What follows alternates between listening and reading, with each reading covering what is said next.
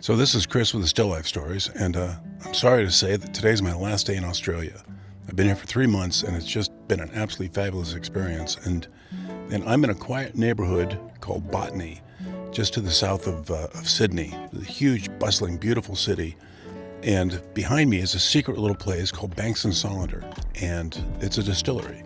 Hidden behind this cute little house in this quiet little neighborhood is a beautiful functioning distillery, and they're making some of those amazing things you've ever had in your life. And chances are, if you're outside of Australia, you may never have a chance to try them. But the great thing is this was named after a couple intrepid explorers, Banks and Solander, who came here 100 plus years ago to discover animals and plants and chronicle what was here in Australia. And I don't know if they were associated, but I remember reading that the first time that biologists sent back a sample of a platypus to be studied, the people who received it back in England thought it was a joke. They thought somebody had cobbled together a bunch of weird animal parts to try and fool them. But there are real platypus here. I've seen them before. And there's wallaby, there's kookaburra laughing at their own jokes, there's cockatoos, there's all kinds of things here that you'll never see anywhere else.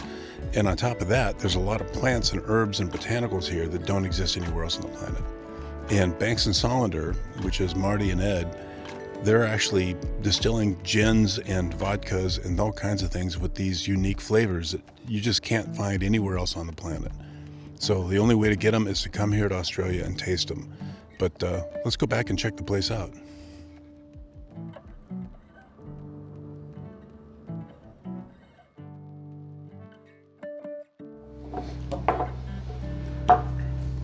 All right, so we're at Banks and Solander, and we're going to talk about all the native botanicals that go into the gin, because that gin is just unbelievably good. And there's so many flavors that, as an American, that I've never tasted before, so they're really hard to describe. But these are all the botanicals that go in. Well, it's a selection. It's not quite all of them, but yeah, some of the more prominent ones. The only one I've heard of before is star anise. And maybe green cardamom. Yeah, cardamom for chai. Use coriander seed. But so for the Australian botanicals, we've got Tasmanian pepperberry, which, as the name suggests, is a native of Tasmania, and it's got quite a unique aroma to it. It's not like black pepper. It has more of that eucalypt sort of a smell to it, but it is quite peppery. So on the palate, it actually is quite a strong peppery note to it. And it's got a little bit of a fruity, sweet smell too. Yeah. There's pepper, but it's also sweet. And take a look, little black seeds. And you can use the leaves as well. So these are the dried berries, the pepper berries, and they're more sort of quite plump before they dried, but they're still dark, sort of a like almost black, dark blue plum sort of colour. But yeah, you can also use the leaves. The leaves aren't as intense as the berries, but they also have that sort of unique peppery sort of a flavour and aroma. These are just classic juniper berries, so don't need to look at those. Here we have strawberry gum. So this is a eucalypt that grows, is native to New South Wales. It really does have a kind of strawberry smell to it. Yeah, so it does have a bit of a eucalypt sort of smell to it, but it is quite a strawberry, quite a strong strawberry smell to it. And we do that mostly for the aroma rather than the flavour.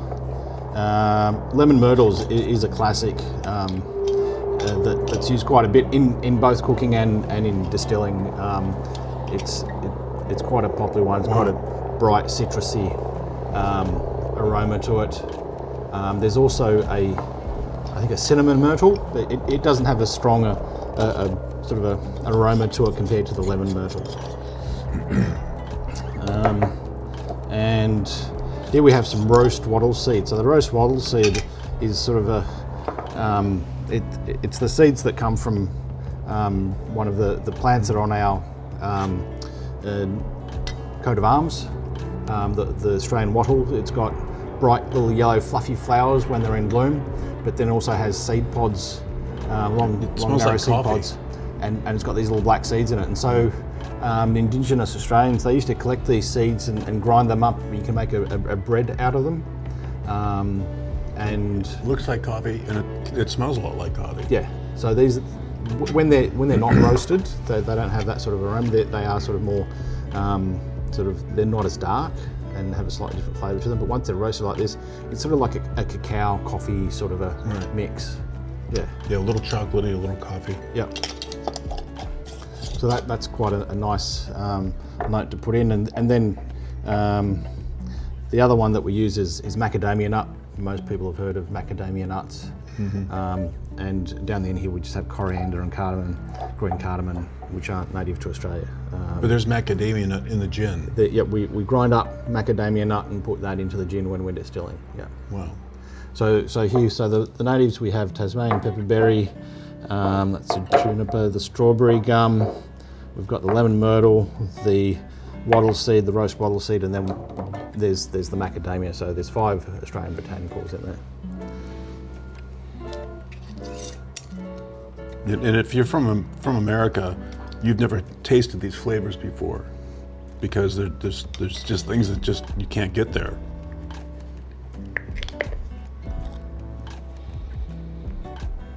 So the coriander seed also adds a little bit of a spicy citrus note to the gin as well.